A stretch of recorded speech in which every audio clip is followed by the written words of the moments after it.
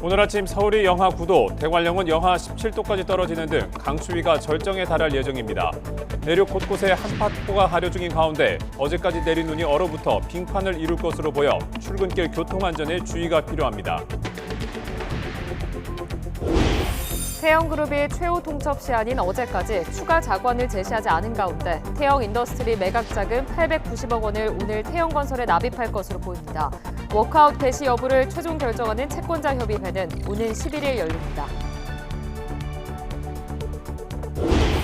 이재명 대표 피습 사건 이후 신당 추진 행보를 자제하던 이낙연 전 민주당 대표가 이번 주 후반 탈당 선언을 예고했습니다. 이준석 전 국민의힘 대표 신당에는 나흘 만에 당원 4만 명이 모이는 등 총선을 앞두고 이른바 제3지대가 꿈틀대는 모습입니다. 북한이 지난 5일부터 사흘 연속 서해 접경 지역에서 무력 도발을 벌였습니다. 김여정 노동당 부부장은 폭약을 터뜨린 기만 작전이었다는 주장까지 내놨는데 우리 군은 코미니 같은 선동이라고 평가절하했습니다. 다방업주 2명을 잇따라 살해한 뒤 금품을 훔쳐 달아난 혐의로 체포된 50대 남성이 어젯밤 구속됐습니다. 경찰은 신상 공개 여부도 검토하고 있습니다. 수천 미터 상공서 비행 중 구멍난 보잉 기종에 대해 미국에 이어 유럽도 운항을 중단하고 점검에 나섰습니다. 해당 기종은 보잉의 주력 모델 737 맥스로 최근 5년여 동안 2차례 대형 추락 사고를 낸 기종입니다.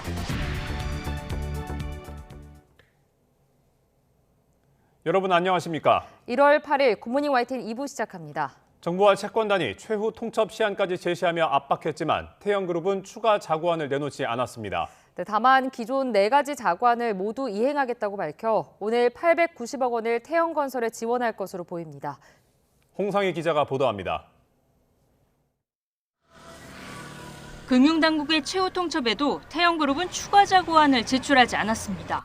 대통령실까지 나서 자구안 이행 없이는 워크아웃도 없다고 압박했고 한덕수 국무총리도 자기의 뼈를 깎는 고통스러운 일을 해야 한다고 강조했지만 새로운 약속은 없었습니다.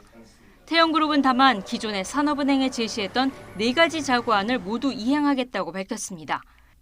특히 논란이 됐던 태영 인더스트리 매각 대금 가운데 TY홀딩스의 연대보증 채무에 쓴 890억 원을 채권단의 요구대로 태영건설에 지원하기로 한 겁니다. 윤세영 창업회장의 딸 윤재현 불원 대표가 태영 인더스트리 지분을 매각한 자금 513억 원 등이 투입되는 것으로 알려졌는데 이르면 오늘 오전 태영건설에 890억 원을 납입할 것으로 보입니다. 태영그룹이 태도 변화를 보였지만 채권단은 기존 자구안 외에 대주주의 책임 있는 조치를 요구하고 있습니다. 워크아웃 추진을 위해 TY홀딩스 지분을 매각하거나 담보로 제공하는 방안이 나오고 있지만 태영 측은 난색을 표하고 있는 것으로 알려졌습니다. 이 TY홀딩스의 지분을 판다는 것은 TY홀딩스 대주주에서 좀 어떤 역할이 약화될 수가 있고 역할이 약화된다는 것은 SBS라든지 다른 자회사들 경영권에 좀 문제가 발생할 수 있기 때문에 이것을 안 받아들일 가능성도 있다. 태영 사주 일가의 추가 사재 출연 가능성도 남아 있습니다. 금융위원회와 금융감독원은 오늘 산업은행과 금융지주 등 주채권단을 불러 대응 방안을 논의할 계획입니다. 경제금융통화당국 간 최고위급 협의체인 F4 회의도 열려 정부의 입장을 명확하게 정리할 것으로 보입니다. 태영건설의 법정관리 가능성도 거론되는 가운데 워크아웃 개시 여부는 오는 11일 채권단 회의에서 최종 결정됩니다. YTN 홍상입니다. 이번 달부터 홍콩 H지수 연계 ELS 만기가 도래하며 대규모 투자자 손실이 가시화되는 가운데 금융감독원이 오늘부터 ELS 주요 판매사에 대해 현장 검사를 순차적으로 시작합니다. 금융감독원은 오늘 ELS 최대 판매사인 국민은행과 한국투자증권을 시작으로 이번 달 나머지 10개 주요 판매사에 대해서도 검사합니다. ELS 판매 과정에서의 자본시장법 등 관련 법규 위반 여부와 함께 판매 한도 관리 등 전반적인 관리 체계를 심층 점검할 계획입니다. 김건희 여사 특검 등 쌍특검법에 대한 거부권을 행사하며 제2부속실 부활을 예고한 대통령실이 본격적인 사전 검토에 착수했습니다. 여당은 이에 공감하며 서둘러 재표결까지 해야 한다고 힘을 보탰지만 민주당은 특검에 쏠린 시선을 돌리려는 거라며 강하게 반발했습니다. 권남기 기자입니다. 대통령실이 김건희 여사 관련 업무를 공식 보좌할 제2부속실 설치를 위한 사전 작업에 속도를 내고 있습니다. 조직의 밑그림을 그리기 전에 다른 사례를 먼저 살펴보기로 한 겁니다. 대통령실 고위 관계자는 YTN과 통화에서 과거 정부와 미국, 일본 등 주요국의 운영 방식과 규모 등을 참고할 거라고 말했습니다. 기본 검토가 끝나면 제2부속실장 인선 등 후속 논의도 탄력이 붙을 것으로 보입니다. 제2부속실 설치 방침에 호응한 여당은 한 발 더 나가 쌍특검법을 오는 9일 본회의에서 바로 재표결해야 한다고 주장했습니다. 권한쟁의 심판 등 법적 대응을 검토하는 민주당을 향해선 총선용 시간 끌기를 멈추라고 날을 세웠습니다. 거의 1년이라는 시간이 걸린다는 것을 민주당도 잘 알고 있을 텐데 총선까지 최대한 시간을 끌려고 하는 속셈이 아닌가. 민주당은 김건희 여사 특검법을 거부한 대통령실이 제2부속실 설치로 국민의 시선을 돌리려 한다고 비판했습니다. 두 사안은 완전히 별개라는 겁니다. 배우자 관련 문제에 대통령의 헌법상 권한을 사용한 게 맞는지 따져봐야 한다며 오는 9일 쌍특검법 재표결에 나설 생각이 없다는 점도 분명히 했습니다. 국민을 우롱하는 대통령실의 동문서답에 기가 막힐 따름입니다. 김건희 여사 주가 조작 의혹에 대한 실체적 진실을 요구하는 국민에게 제대로 답하십시오. 특히 오히려 시급히 처리해야 할 건 이태원 참사 특별법이라며 대여 압박의 수위를 높이고 있습니다.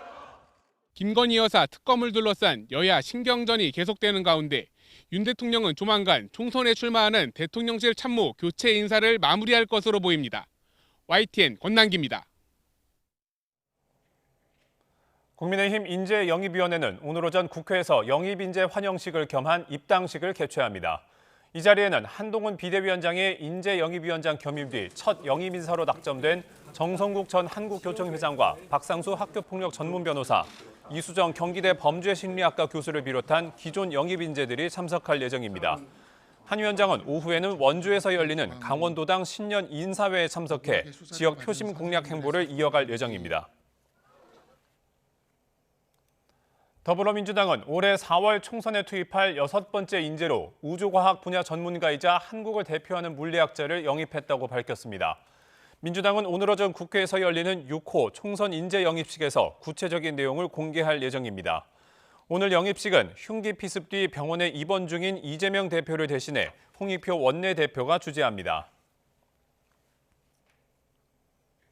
현직 검사 신분으로 총선 출마 준비를 하다가 감찰까지 받고 있는 부장검사가 출마 예정지에서 출판 기념회까지 강행했습니다. 검찰총장의 경고도 아랑곳하지 않는 태도에 검찰은 방법이 없다며 소가리만 하고 있습니다. 송재인 기자의 보도입니다. 붉은색 넥타이를 맨 남성이 화환으로 가득한 행사장에서 참가자들과 인사에 여념이 없습니다. 현직 검사 신분으로 총선 출마 준비를 하다가 감찰을 받고 있는 김상민 부장검사가 고향인 창원에서 출판 기념회를 연 겁니다. 원희룡 전 국토교통부 장관 등 정치인들의 축하 영상이 이어진 뒤 김 부장검사가 직접 마이크를 들고 은혜에 보답하겠다며 사실상 총선 출마를 공식화했습니다. 김 부장검사는 이번 주 국민의힘 입당과 함께 총선 예비후보 등록까지 강행할 계획으로 알려졌습니다. 사표가 수리되지 않은 현직 검사로 부적절하다는 지적에 대해선 오히려 떳떳하다고 반박합니다. 지난해 추석 명절 고향 사람들에게 자신은 뼛속까지 창원 사람이라며 문자를 돌렸을 땐 실제 정치에 뛰어들 생각이 없었는데 검찰이 진상조사와 처분을 질질 끄는 걸 보며 오히려 떠나야겠다고 마음먹은 거라는 주장을 폈습니다. 이에 사표를 내고 출판 기념회를 홍보했더니 이제와 대검찰청이 거짓 해명이었느냐며 추가 감찰을 벌여 사직 처리를 막고 있다면서 자신의 소명이 가짜였다고 규정하는 것 자체가 검사장 경고조처로 사안을 정리하려던 검찰이 무능했다고 스스로 말하는 꼴이라고 비판했습니다. 나아가 추가 감찰에 따른 처분이 나올 경우 법적 대응에 나서겠다고 맞섰습니다. 안팎에서 쏟아지는 비판에 대검찰청이 감찰을 벌이고는 있지만 속내는 복잡합니다. 김 부장검사의 정치 행보를 막을 수 있는 뾰족한 방법이 없기 때문입니다. 검찰 관계자는 이원석 총장이 감찰에 속도를 내라고 계속해서 독려하고 있지만 사표 수리와 관계없이 총선 90일 전에만 사표를 내면 출마해도 된다는 게 확립된 대법원 판례 아니냐며 한숨을 쉬었습니다. 이런 현실을 비웃듯 총선 출마에 속도를 내는 현직 검사들의 모습에 검찰 내부에서는 정치적 중립을 강조할 수 있겠느냐는 자조가 나오고 있습니다. YTN 송재인입니다. 전 세계 최고의 혁신 기술을 선보이는 IT 가전 박람회 CES가 개막을 단 이틀 앞두고 있습니다. 미국 라스베이거스에서는 엔데믹 이후 최대 규모로 열릴 이번 행사에 대한 기대감이 점점 높아지고 있는데요. 현장에 나가 있는 취재기자 연결해서 분위기 알아보겠습니다. 김태민 기자. 네, 미국 라스베이거스입니다. 네, CES 개막이 이틀 앞으로 다가왔는데요. 현지 분위기는 좀 어떻습니까? 네, 지금 제 뒤로 보이는 건물이 이번 CES 2024의 주 전시장이 될 라스베이거스 컨벤션 센터입니다. 뒤에 보이는 것처럼 이 건물마다 또 거리마다 이 CES 2024의 개막을 알리는 대형 현수막이 걸려 있습니다. 또 이 전시장 안에서는 전 세계에서 몰려올 관람객 13만 명을 맞이하기 위해 주요 업체마다 막바지 준비에 구슬땀을 흘리고 있습니다. 엔데믹 이후 최대 규모로 열릴 이번 CES 2024에는 우리 시간으로 오는 10일부터 나흘 동안 전 세계 150여 개국에서 4,000개가 넘는 기업들이 참가합니다. 라스베이거스 시내 곳곳에 있는 전체 전시장 규모만 무려 24.2만 제곱미터에 달하는데요. 지난해보다 무려 30%나 커진 수준입니다. 이번 CES의 주제는 첨단 기술로 인류의 문제를 함께 해결하자는 취지의 All Together, All On입니다. IT 산업을 중심으로 가전과 자동차, 우주항공, 식품에 이르기까지 다양한 산업의 첨단 기술 경향을 바로 이곳에서 한눈에 파악할 수 있을 전망인데요. 우리 기업들은 미국, 중국에 이어 세 번째로 많은 700여 개 업체가 이번 CES에 참가합니다. 내일부터 주요 기업마다 사전 미디어 행사를 열고 이번 CES에서 선보일 첨단 기술과 또 미래 비전을 발표합니다. 우리 시간으로 오늘 낮에는 삼성과 LG가 차세대 최신형 TV 공개 행사를 시작하면서 행사 열기가 본격적으로 고조될 전망입니다. 이번 CES 2024를 통해 또 어떤 혁신적인 제품이 우리를 찾아올지 전 세계의 이목이 집중되고 있습니다. 지금까지 미국 라스베이거스에서 YTN 김태민입니다. 지난해 부동산 시장은 상반기 회복세를 보이다가 하반기에 침체기에 빠지는 이른바 상고하저 흐름을 보였는데요. 수요자들의 매수 심리가 꺾이면서 시장은 차갑게 얼어붙고 있습니다. 올해 집값 전망은 어떨지 윤혜리 기자가 짚어봤습니다. 급격한 기준금리 인상과 경기 침체로 집값이 급락하고 미분양이 속출했던 재작년 말. 집값 바닥론이 힘을 입으면서 시장은 서서히 회복되기 시작했습니다. 지난해 1월 서울을 시작으로 아파트 실거래가 지수는 상승세로 돌아섰습니다. 전국으로 확산하던 온기는 지난 9월 상승세를 멈추고 조정기에 진입했습니다. 영혼까지 끌어모아 집을 산다는 이른바 영끌족이 집값 상승을 견인했던 2021년 최고가의 80% 수준을 회복하자 매수 심리가 한풀 꺾인 겁니다. 여기에 9억 원 이하 주택에 적용되던 특례 보금자리론 일반형 대출 중단이 관망세에 접어드는 기폭제가 됐습니다. 집값 회복세를 견인했던 서울 아파트 실거래가 지수는 지난해 10월 하락 전환됐습니다. 거래량도 1월 수준으로 쪼그라들었습니다. 전문가들은 당분간 이런 추세가 이어지면서 올해 상반기 집값이 하향 조정될 걸로 전망했습니다. 이미 지난해 4분기부터 하락세로 접어들었고요. 수요자들 심리도 얼어붙고 있어서 적어도 상반기까지는 가격이 떨어지고 거래량도 바닥권에서 크게 벗어나지 못하는 불황 장세를 예상하고 있습니다. 전문기관들도 고금리 장기화와 경기 둔화, 정부의 가계부채 관리 정책 등 영향으로 주택가격이 1.5%에서 2% 하락할 걸로 예상했습니다. 다만 미국의 기준금리 인하 현실화에 따라 하반기 시장 분위기가 반전될 가능성이 있습니다.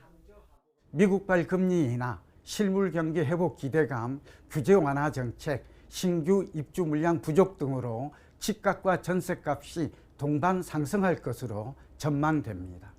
부동산 시장 침체기 누적된 공급 절벽으로 전세값은 상승세 전망이 우세합니다.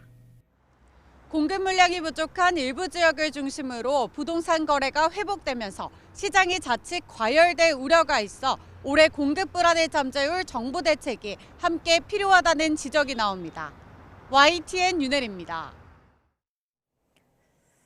앞으로는 고가의 차량을 몰면서 공공임대주택에 거주할 수 없게 됩니다. 국토교통부는 공공임대주택 입주자 재계약 시 자산 초과 가능 기준에서 자동차 가액을 제외한 개정 공공주택 업무 처리 지침이 지난 5일부로 시행됐다고 밝혔습니다. 그동안은 공공임대주택 입주자의 자산 형성을 지원하기 위해 입주 이후 소득이나 자산 요건을 초과하더라도 재계약을 할 수 있었습니다. 개정 규정은 소득이나 자산 요건 초과 시 재계약은 한 번으로 제한하되 가능한 자산 초과 기준에서 자동차 가액을 제외했습니다. 더불어민주당 이재명 대표 흉기 피습 사건 수사가 막바지에 접어들었습니다. 경찰은 압수물을 분석해 범행 전 상세한 동선과 배후 여부를 조사 중인데 피의자의 당적은 수사가 마무리되더라도 공개되지 않을 전망입니다. 차상은 기자가 보도합니다. 새해 벽두에 벌어진 제1야당 대표 피습 사건. 피의자 김모 씨의 왜곡된 정치적 신념에 따른 범행에 무게가 실리는 가운데 경찰은 김 씨의 과거와 현재 당적을 확인했습니다. 하지만 공개 가능성은 크지 않습니다. 경찰은 정당법 24조를 근거로 내세웁니다. 해당 법은 범죄 수사 중 영장을 받아 당원 명부를 확인한 공무원은 알게 된 사실을 누설하지 못한다고 명시하고 있습니다. 이를 어기면 3년 이하 징역이나 금고에 처한다는 처벌 조항도 있습니다. 법 적용을 받는 건 검찰도 마찬가지여서 수사 단계에서 김 씨의 당적이 공개될 가능성은 현재로선 매우 적습니다. 수사는 막바지 단계에 접어들었습니다. 범행 동기와 관련한 조사는 대부분 마무리됐고 확보한 압수물과 스마트폰 기록 분석에 집중한 거로 파악됐습니다. 다만 피의자의 진술과 증거가 일부 일치하지 않아 구금한 김 씨를 수사본부로 데려와 조사한 거로 알려졌습니다. 김 씨는 변호인을 선임하지 않았고 조사에는 대체로 잘 응하고 있다고 경찰은 밝혔습니다. 경찰은 이르면 오는 9일 신상공개위원회를 열어 김 씨의 이름과 얼굴 등을 공개할지 여부를 결정할 것으로 예상됩니다. YTN 차상입니다. 다방업주 2명을 잇따라 살해한 혐의로 체포된 50대 남성이 구속됐습니다. 의정부 지방법원 고양지원은 어제 강도살인 혐의를 받는 57살 이모 씨에 대해 범죄가 중대하고 증거인멸과 도주 우려가 있다며 구속영장을 발부했습니다. 이 씨는 지난달 30일 경기도 고양시에서, 지난 5일에는 경기도 양주에서 각각 다방업주를 살해하고 금품을 훔쳐 달아난 혐의를 받습니다. 경찰은 이 씨에 대한 신상 공개 여부도 검토하고 있습니다. 오늘 새벽 0시 10분쯤 부산시 기장군 거문산에서 불이 났습니다. 소방차 등 산불 진화 장비 30여 대와 진화 인력 120여 명이 긴급 투입돼 1시간 40분 만에 불길을 잡았습니다. 산림당국은 산 아래쪽 움막에서 불길이 시작된 것으로 보고 정확한 화재 원인을 조사하고 있습니다. 어제 오후 5시쯤 서울 정릉동의 다세대 주택 주차장에서 불이 났습니다. 이 불로 다친 사람은 없었지만 주민 8명이 긴급 대피했습니다. 소방당국은 한때 대응 1단계를 발령하고 인력 140명과 장비 40여 대를 투입해 1시간 만에 불을 껐습니다. 소방당국은 주차된 차에서 불이 시작됐다는 진술을 토대로 화재 원인과 피해 규모를 조사하고 있습니다. 우리나라 사람 절반가량은 신체 활동이 세계보건기구 권고에 미치지 못하는 것으로 나타났습니다. 실내에 앉아있는 시간을 줄이고 적당한 운동을 꾸준히 해야 한다는 지적이 나오고 있습니다. 김평정 기자가 전해드립니다. 기온이 떨어지고 해가 짧아지는 겨울에는 되도록 외출을 줄이게 됩니다. 그만큼 몸을 움직이는 활동도 줄어드는데 특히 한국인은 세계 평균보다 훨씬 적게 신체 활동을 하는 것으로 나타났습니다. 세계보건기구는 성인이면 일주일에 중강도 신체 활동을 150분 이상 하거나 고강도 신체 활동을 75분 이상 하도록 권고합니다. 우리나라 성인의 실천율은 48%에 그쳐 전 세계 평균인 72%보다 현저히 낮았습니다. 중강도 신체 활동에는 빠르게 걷기나 비교적 가벼운 등산, 집안일도 포함되고 고강도 신체 활동에는 달리기와 강도 높은 등산, 상자나 가구 등 무거운 물건 옮기기가 있습니다. 65세 이상 노인에겐 한 발로 서서 균형 잡기 같은 평형성 운동을 일주일에 3번 이상 하는 것이 추가로 권장됩니다. 성장기인 6에서 18세 아동 청소년은 매일 60분 이상 중강도 이상 신체 활동을 하고 근력 운동 등도 일주일에 사흘 이상 하는 것이 좋습니다. 특히 앉아서 TV나 스마트폰 보는 시간을 줄이고 그 대신 몸을 움직이는 활동을 하는 것이 좋다고 보건당국은 권고했습니다. 신체 활동 부족으로 인한 의료 비용 지출은 전 세계에서 한 해 76조 원, 생산성 손실은 20조 원으로 추산됩니다. YTN 김평정입니다.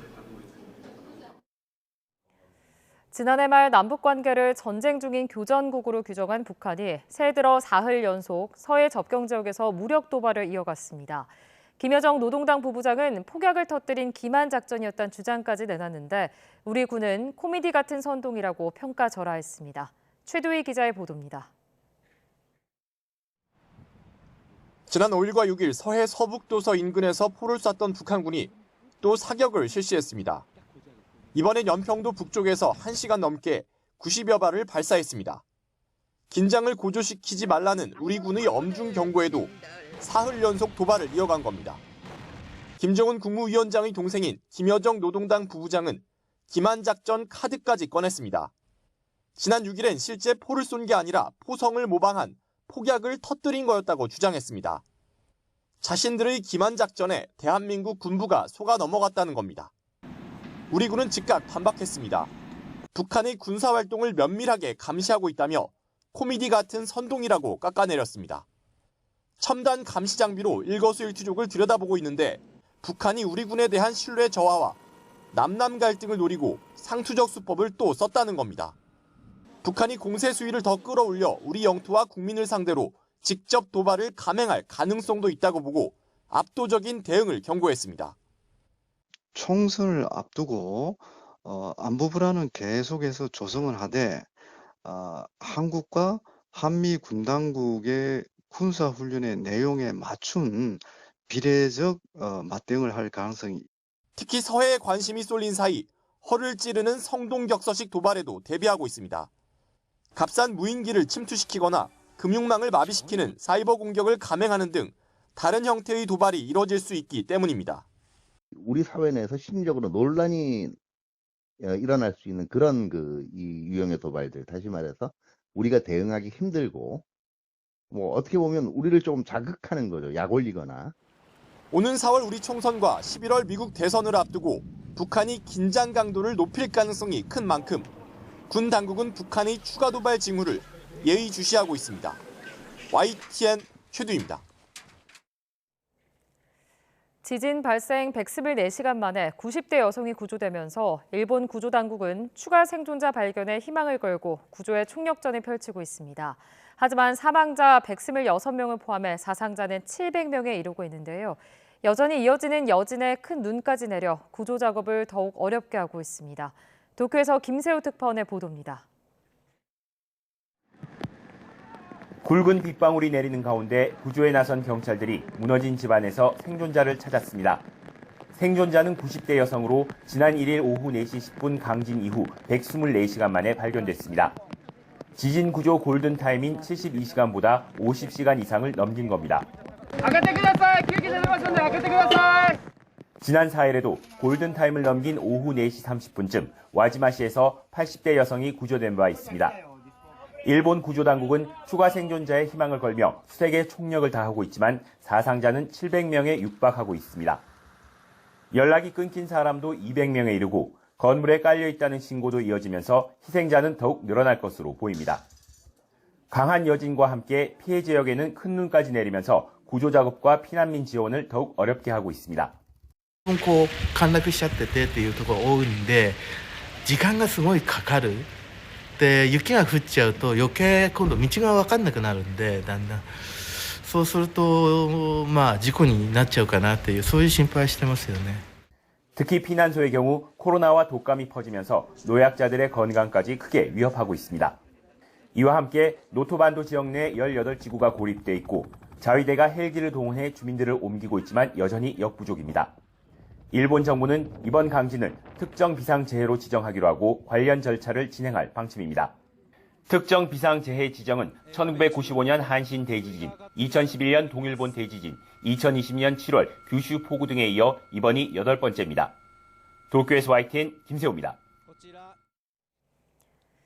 수천 미터 상공서 비행 중 구멍이 난 보잉 737 맥스 기종에 대해 미국에 이어 유럽과 튀르키예가 부랴부랴 운항을 중단하고 점검에 나섰습니다. 보잉 737 맥스는 대형 인명사고에 휘말린 흑역사를 써왔습니다. 보도에 이종수 기자입니다. 미국 5,000m 상공서 비행 도중 창문과 벽체 일부가 뜯겨나가 동체에 큰 구멍이 뚫리면서 이륙 약 20분 만에 비상 착륙한 알래스카 항공 보잉 737 맥스 9 여객기. 아찔한 대형 사고에 알래스카 항공사 측은 즉각 자사 보잉 737 맥스 9 여객기 65대를 운항 중지시켰습니다.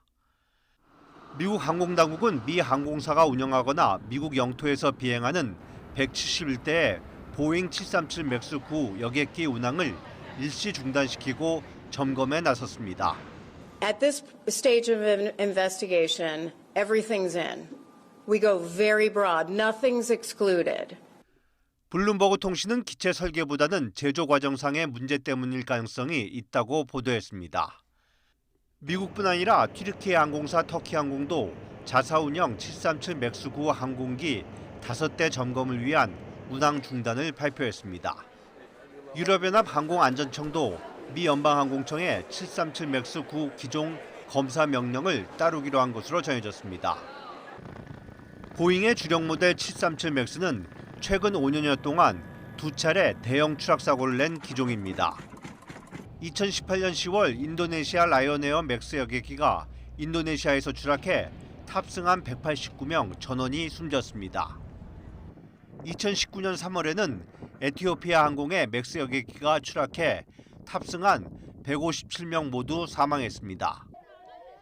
이로 인해 모두 20개월 동안 운항이 중단됐고 보잉은 2019년 7월 창사 이래 최대 규모의 분기 손실을 기록해 그해 12월 CEO 데니스 밀렌버그가 경질됐습니다.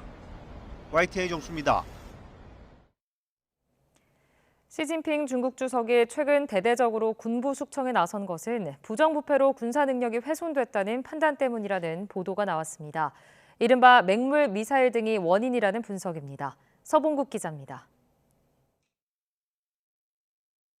블룸버그 통신은 미 정보 당국자를 인용해 중국 인민해방군 내부 부패 정도가 매우 심각해 전투 수행 능력 전반에 신뢰가 떨어진 상태라고 평가했습니다. 특히 미사일 전력 등 현대화를 목표로 2016년 야심차게 창설한 로켓군의 경우 연료 대신 물이 채워졌거나 불량 등으로 창고에 쌓인 미사일이 수두룩하다고 전했습니다.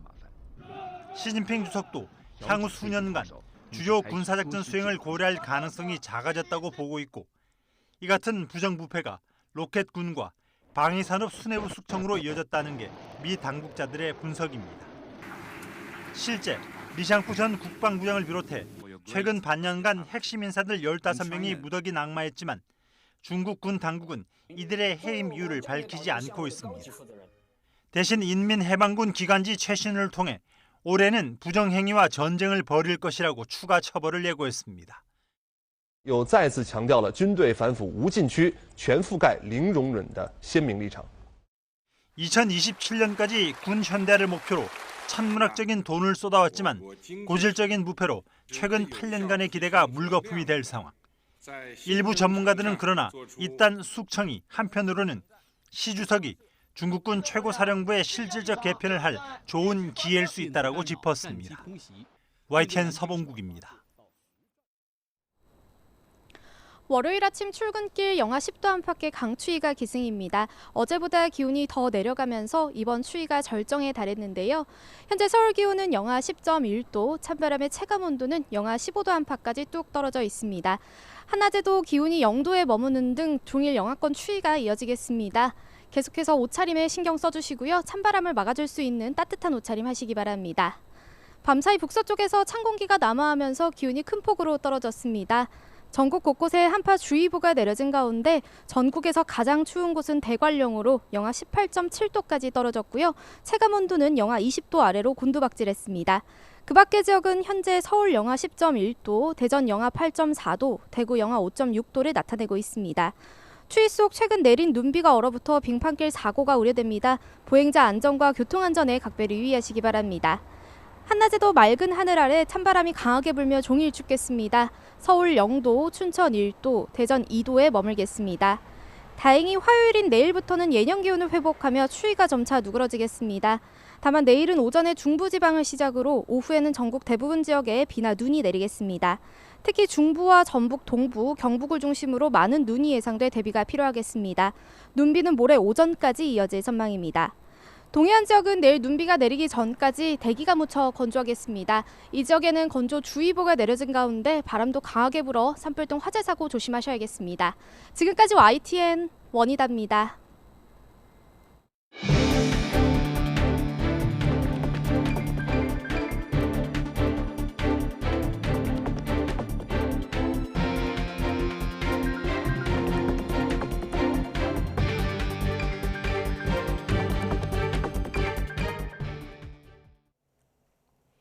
태영그룹이 금융당국과 채권단의 최후 통첩 시한인 어제까지 추가 자구안을 제시하지 않은 가운데 태영인더스트리 매각자금 890억 원을 오늘 태영건설에 지원하겠다는 의사를 밝힌 것으로 알려졌습니다. 태영그룹 관계자는 산업은행에 기존에 제시한 자구안을 모두 이행하고 채권단 요구대로 태영건설에 890억 원을 납입하기로 했다고 밝혔습니다.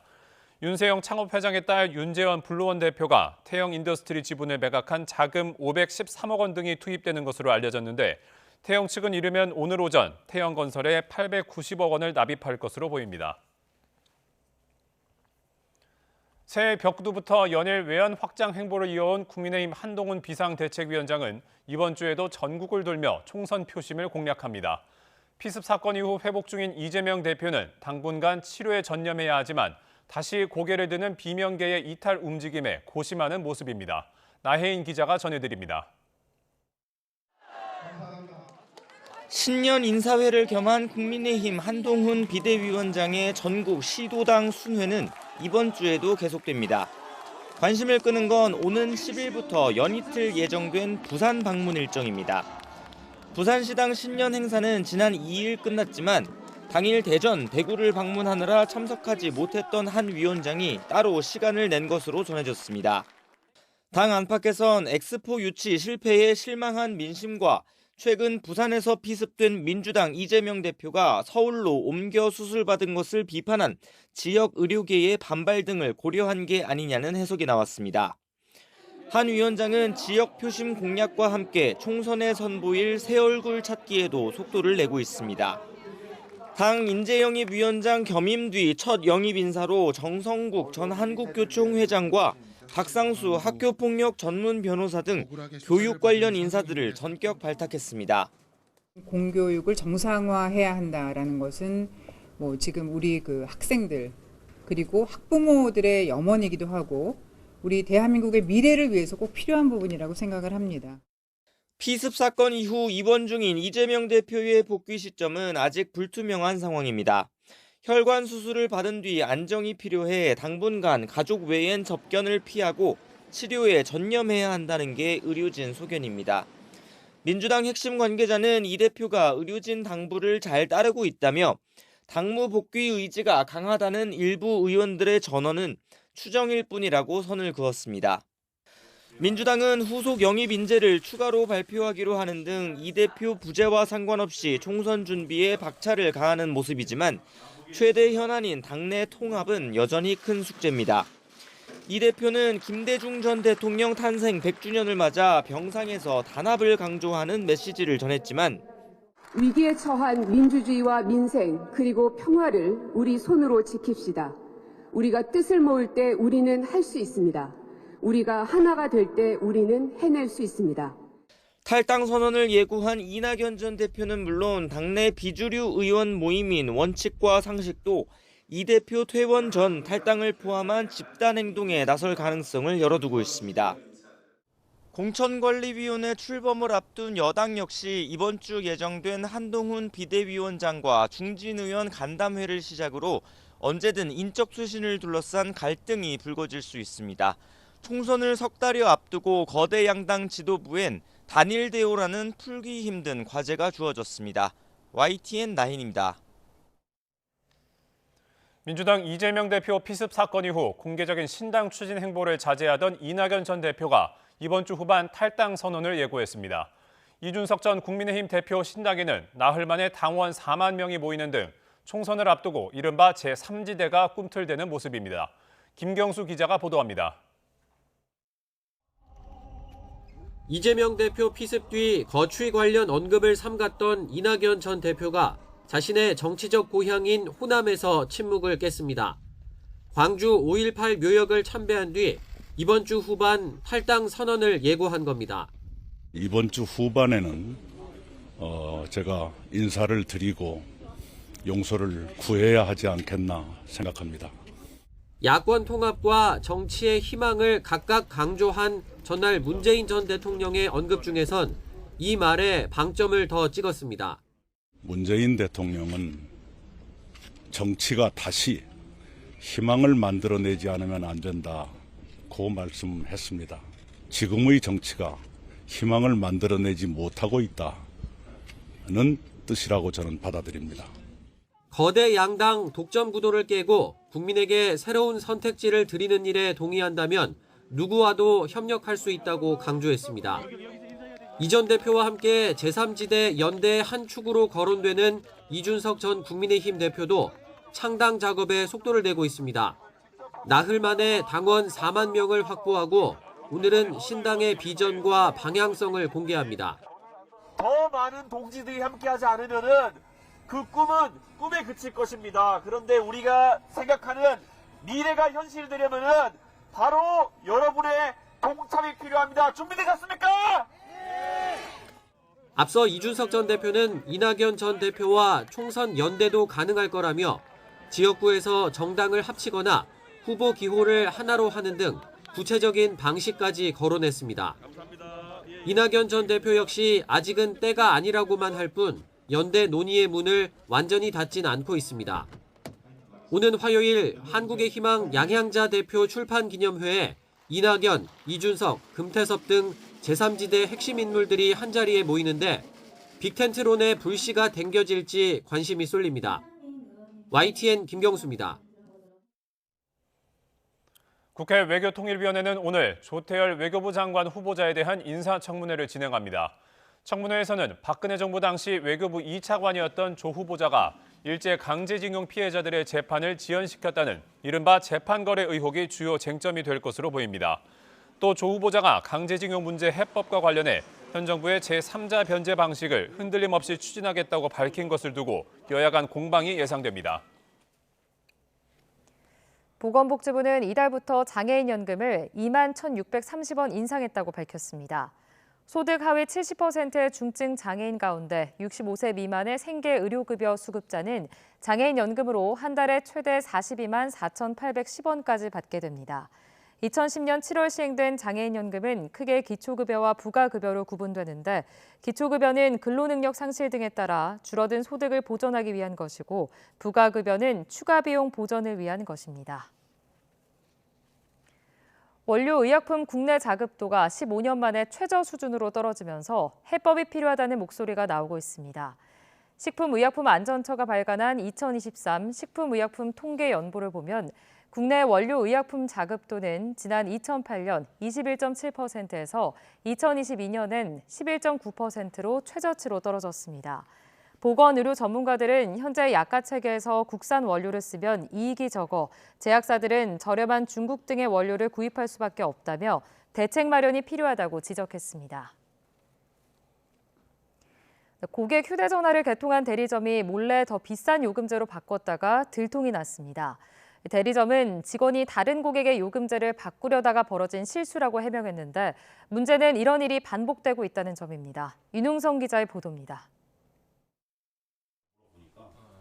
김모 씨는 최근 할머니의 휴대전화 요금 청구서를 보고 수상한 점을 발견했습니다. 원래는 복지 할인 등을 받아 청구 금액이 없어야 하는데 4달 동안 3만 원 넘게 빠져나간 겁니다. 알고 보니 지난해 8월 할머니의 휴대전화를 개통했던 대리점에서 동의도 없이 유료 부가 서비스를 신청하고 요금제도 비싼 걸로 바꾼 것이었습니다.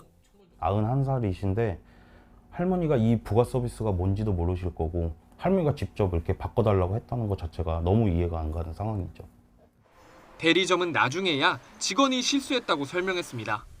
마케팅 활용을 동의한 고객들에게 요금제를 추천하는 과정에서 실수로 변경을 요청한 사람이 아니라 할머니의 요금제를 바꿨다는 겁니다. LG U+에서 고객 동의 없이 요금제를 바꾼 건 이번이 처음이 아닙니다. 지난해 수원의 한 대리점에서도 고객 몰래 요금제를 바꿨다가 발각되는 일이 있었습니다. 자신의 업소에서 개통한 고객들 가운데 약정 만기가 다가온 명단을 대리점에 제공하고 요금제를 바꿀 수도 있도록 했기 때문입니다.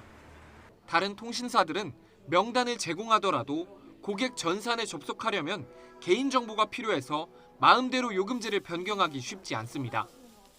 전문가들은 가입할 때 마케팅 활용 동의를 했다는 이유로 고객 정보를 열람하거나 요금제를 손쉽게 변경하는 건 개선할 필요가 있다고 조언합니다.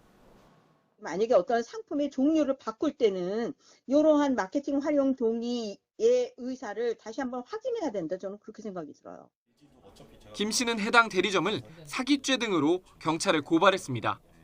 U+ 본사 측은 직원의 실수라며 해당 대리점에는 재발 방지 서약서 등을 받았고 이번 일을 계기로 고객 관리 강화 방안을 검토하겠다고 밝혔습니다.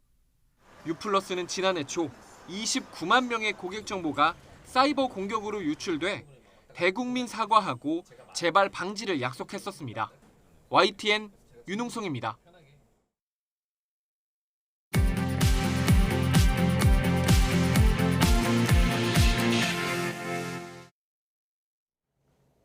이 시각 세계는입니다.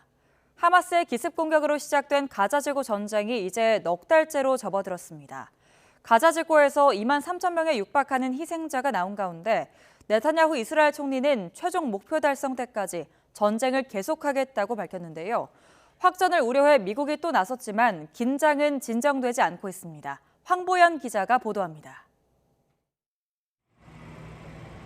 가자 남부 칸 유니스의 한 주택이 폭격을 맞아 아수라장이 됐습니다. 생사를 오가는 아이들이 줄줄이 병원으로 옮겨졌고 폐허 속에선 밤새도록 수색 작업이 이어졌습니다.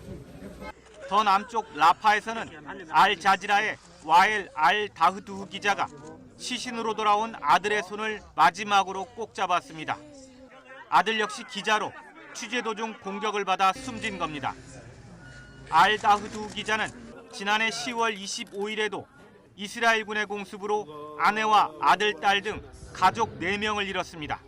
كيف يستقبل المرء فقدان فلذة كبد وبكر وكل شيء في حياته بعد أن فقدت بعضا من أسرتي زوجتي وابني محمود وشام. 가자지구 민간인 희생자가 2만 3천 명에 육박하지만 이스라엘의 군사작전은 여전합니다. 가자 북부 다라주와 투파 지역에선 무기 생산 기지로 이어진 100m 길이의 터널을 발견했다고 이스라엘군은 밝혔습니다. 공중에서는 목표로 삼은 건물에 여지없이 폭격이 가해졌습니다. שמצאנו בתוכו גם מנהרות הגנה, גם בורות שיגור ששיגרו מכאן למרחב תל אביב ולמרחב עוטף עזה. 이스라엘 북부 국경 일대에선 레바논 무장정파 헤즈볼라와의 군사 공방이 한층 격렬해졌습니다. 헤즈볼라를 측면 지원하는 이란은 전면전까지 언급하며 긴장감을 끌어올렸습니다. 확전을 우려한 바이든 미국 대통령은 블링컨 국무장관을 4번째로 중동에 보냈습니다. 튀르키예와 그리스에 이어 요르단과 카타르까지 단숨에 달려간 블링컨 장관은 더는 긴장 고조가 없도록 가능한 모든 조치를 하고 싶다고 말했습니다. 하지만 네타냐후 이스라엘 총리는 하마스 제거와 인질 전원 송환 등 최종 목표를 달성하기 전까진 전쟁을 멈출 수 없다며 강경한 군사적 해법을 고수하고 있습니다. YTN 황보연입니다. 올해 11월 대선에서 재선에 도전하는 바이든 미국 대통령이 오는 3월 7일 미 의회에서 집권 4년차 국정연설을 합니다. 바이든은 SNS를 통해 3월 7일 국정연설을 해달라는 마이크 존슨 하원 의장의 초청을 수락했다고 밝혔습니다. 바이든 대통령이 1기 임기 중 마지막인 이번 국정연설은 올해 대선에서 공화당 소속 트럼프 전 대통령과 재대결을 벌일 것이 유력한 가운데 진행될 전망입니다. 미 연방대법원이 트럼프 전 대통령의 대선 후보 자격 문제를 심리하기로 한 가운데 미국 국민 절반 이상은 트럼프의 후보 자격 박탈에 반대하는 것으로 나타났습니다. 미국 방송 CBS가 2,100여 명을 대상으로 최근 사흘간 여론조사를 벌인 결과 전체 응답자의 54%는 트럼프 전 대통령의 후보 자격 박탈에 반대한다고 답했습니다. 일론 머스크 테슬라 CEO의 마약 복용으로 회사 경영진 등의 우려가 커지고 있다고 미 월스트리트 저널이 보도했습니다. 보도에 따르면 머스크가 사적인 파티에서 향정신성 의약품인 LSD와 코카인, 엑스터시, 환각버섯을 종종 복용했다고 이를 직접 목격했거나 복용 사실을 알고 있다는 이들이 월스트리트 저널에 전했습니다. 가미카와 요코 일본 외무상이 우크라이나의 수도 키이우를 사전에 예고 없이 찾아 지속적인 지원 의사를 밝혔습니다. 가미카와 외무상은 드미트로 쿨레바 우크라이나 외무장관과 회담 뒤 가진 공동 기자회견에서 일본은 우크라이나의 평화가 돌아올 수 있도록 계속 지원하기로 결정했다고 말했습니다. 양국 장관은 러시아와 교전 중인 우크라이나군의 대공 역량 강화 문제를 중점적으로 논의했습니다. 방글라데시에서 야권 보이콧 속에 총선이 실시된 가운데 투표소 부근에서 사제폭탄이 터지는 등 사건 사고가 잇따랐습니다. 현지 매체 등에 따르면 현지 시간 7일 오전 11시쯤 수도 다카에서 사제폭탄 2개가 잇따라 터지면서 어린이 1명을 포함해 4명이 부상을 입었습니다. 지금까지 이 시각 세계는 이었습니다.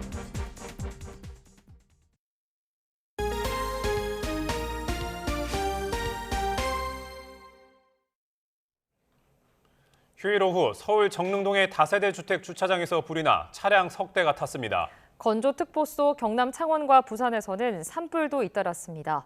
밤사이 사건 사고 소식 조태현 기자의 보도입니다.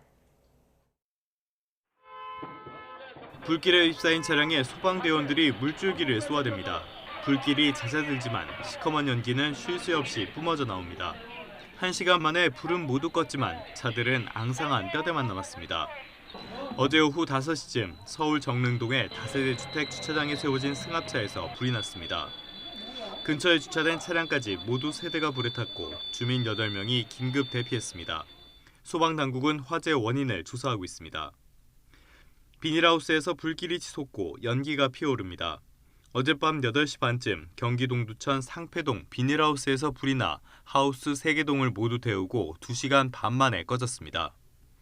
이 불로 비닐하우스 안 컨테이너에 살던 60대 남성 A씨가 숨진 채 발견됐습니다.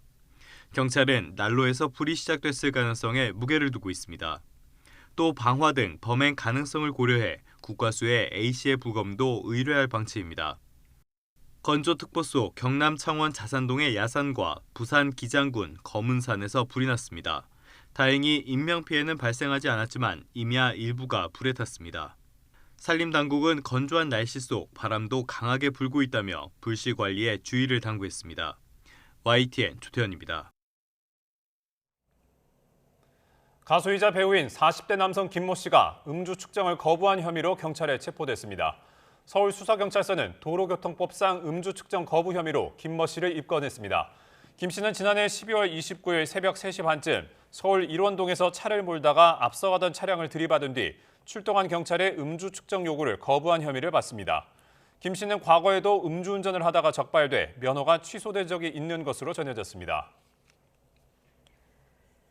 경춘선 지하철에서 음란 행위를 한 혐의로 40대 남성 A씨가 경찰에 붙잡혔습니다. 서울지방철도 특별사법경찰대는 공연 음란 혐의를 받는 A씨를 붙잡아 조사하고 있다고 밝혔습니다. A씨는 지난해 12월 31일 대성리역에서 마성역 사이를 달리던 경춘선 열차 안에서 여성 승객의 건너편 좌석에 앉아 음란 행위를 한 혐의를 받습니다. 오늘 아침 출근길 추위 대비 단단히 하고 나오셔야겠습니다. 어제보다 기온이 크게 내려가면서 이번 추위가 절정에 달했는데요. 전국 곳곳에 한파주의보가 내려진 가운데 현재 서울 기온은 영하 10.1도, 찬바람의 체감온도는 영하 15도 안팎까지 뚝 떨어졌고요. 대관령 영하 16.5도, 대구 영하 5.6도를 나타내고 있습니다. 한낮에도 찬바람이 강하게 불며 체감온도를 끌어내리겠습니다. 서울 0도, 대전 2도, 광주 4도가 예상됩니다. 다행히 화요일인 내일부터는 예년 기온을 회복하겠고요. 추위가 점차 누그러지겠습니다. 오늘은 전국이 대체로 맑고 대기질도 양호하겠습니다. 다만 최근 내린 눈비가 얼어붙어 빙판길 사고가 우려됩니다. 보행자 안전과 교통안전에 각별히 유의하시기 바랍니다. 또 동해안 지역은 대기가 계속 건조하겠고 너울성 파도가 높게 일겠습니다. 내일과 모레는 전국 곳곳에 눈비가 내리겠고요. 특히 중부와 전북, 동부, 경북을 중심으로 많은 눈이 내릴 전망입니다. 날씨였습니다. 굿모닝 YTN 2부 마칩니다. 잠시 후 6시 50분 3부에서 뵙겠습니다.